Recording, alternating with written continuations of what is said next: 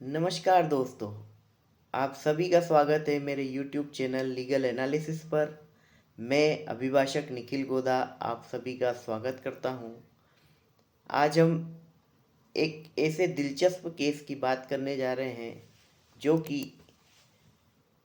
शाहबानो प्रकरण से जुड़ा हुआ है और हालिया में रिलीज़ होने वाली फिल्म हक के प्रदर्शन से लेकर जुड़ा हुआ है। इस केस में शाहबानो केस का हवाला देते हुए गोपनीयता के अधिकार की व्याख्या की गई है। यह मामला है सिद्दीकी बेगम बनाम भारत संघ एवं अन्य, जिसमें माननीय मध्य प्रदेश उच्च न्यायालय के द्वारा इंदौर के द्वारा एक लैंडमार्क जजमेंट पारित किया गया है। इस प्रकरण में याचिकाकर्ता सिद्दीका बेगम, जो कि स्वर्गीय श्रीमती शाहबानो बेगम की पुत्री हैं, वही शाहबानो जिनका 1985 का सुप्रीम कोर्ट निर्णय भारत के इतिहास में एक मील का पत्थर माना जाता है। उन्होंने अदालत से यह निवेदन किया है कि फिल्म हक का प्रदर्शन और प्रचार रोक दिया जाए, क्योंकि यह फिल्म उनकी मां की निजी और वैवाहिक जिंदगी बिना अनुमति नाटकीय रूप में दिखाती है। उनका कहना था इससे उनकी मां की गरिमा और गोपनीयता का उल्लंघन हुआ है। इस पर से जो प्रतिपक्षी पक्ष था, फिल्म निर्माता, उन्होंने यह कहा कि यह फिल्म काल्पनिक है, फिक्शनल है। यह जिग्ना वोरा की किताब बानो भारत की बेटी से प्रेरित है। उन्होंने बताया कि फिल्म में पहले से ही एक डिस्क्लेमर दिया हुआ है।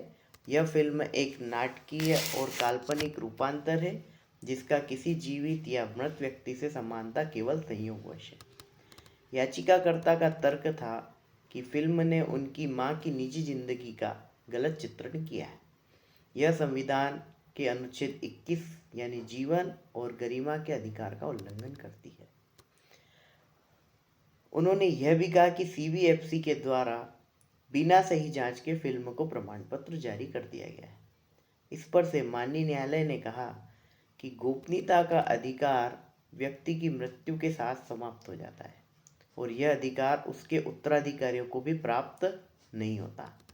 माननीय न्यायालय ने माननीय सुप्रीम कोर्ट के फैसले के.एस. पुत्तास्वामी वर्सेस भारत संघ वर्ष 2017 और दीपा जयकुमार वर्सेस ए.एल. विजय वर्ष 2021 का हवाला देते हुए यह सिद्धांत प्रतिपादित किया कि गोपनीयता एक प्राकृतिक अधिकार है।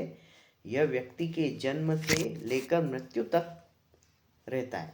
मृत्यु के बाद यह स्वतः समाप्त हो जाता है। अदालत ने यह माना कि फिल्म हक ने खुद को फिक्शनल बताया है, यह किसी की जीवनी नहीं है, इसलिए यह कलात्मक स्वतंत्रता अर्थात आर्टिस्टिक फ्रीडम के दायरे में आती है, जिसे संविधान के अनुच्छेद 19A द्वारा संरक्षण प्राप्त है।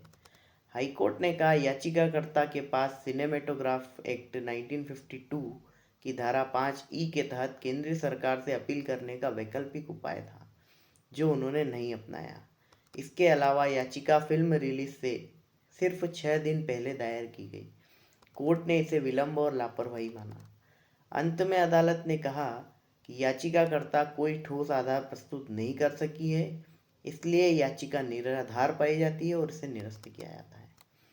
इस मामले में कोर्ट ने एक महत्वपूर्ण मिसाल प्रस्तुत की है कि गोपनीयता का अधिकार व्यक्ति की मृत्यु के साथ समाप्त हो जाता है और रचनात्मक स्वतंत्रता को तब तक नहीं रोका जा सकता है जब तक कोई स्पष्ट कानूनी उल्लंघन ना हो। तो मेरे द्वारा यह संक्षिप्त रूप से इस दिलचस्प केस का एनालिसिस किया गया है। अगर यह एनालिसिस आपको जानकारीपूर्ण लगा हो तो मेरे वीडियो को लाइक करें, शेयर करें और ऐसे ही कानूनी विश्लेषणों के लिए मेरे चैनल को सब्सक्राइब करें। धन्यवाद।